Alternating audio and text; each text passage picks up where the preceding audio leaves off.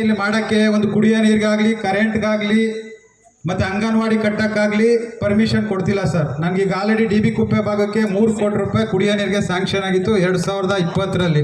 ಅದಕ್ಕೂ ಕೂಡ ಪರ್ಮಿಷನ್ ಕೊಟ್ಟಿಲ್ಲ. ಮತ್ತು 16 ಹೊಸ ಅಂಗನವಾಡಿಗಳು ಸ್ಯಾಂಕ್ಷನ್ ಆಗಿದೆ ಸರ್. ಅದಕ್ಕೂ ಕೂಡ ಅಂಗನವಾಡಿ ಕಟ್ಟಕ್ಕೆ ಅಂದರೆ ಅವ್ರು ಪರ್ಮಿಷನ್ ಕೊಡಿ, ನೀವೇನಾದರೂ ಟೆಂಪ್ರವರಿ ಸ್ಟ್ರಕ್ಚರ್ ಮಾಡ್ಕೊಳ್ಳಿ ಅಂತ ಮಾತ್ರ ಹೇಳ್ತಾರೆ. ಅದರಿಂದ ಇವ್ರದ್ದು ಬಹು ಮುಖ್ಯ ಬೇಡಿಕೆ ಇರ್ತಕ್ಕಂಥದ್ದು ನಮ್ಮ ಪರಿಶಿಷ್ಟ ಪಂಗಡ ಅಂದರೆ ವಾಲ್ಮೀಕಿ ನಿಗಮದಲ್ಲಿ ಇವು 90% ಅಷ್ಟು ನಾವು ಸವಲತ್ತುಗಳನ್ನ ತಗೋತೀವಿ, 10% ಮಾತ್ರ ನಮಗೆ ಸವಲತ್ತು ಸಿಗ್ತೈತೆ ಅನ್ನೋದು ಇವರ ವಾದ.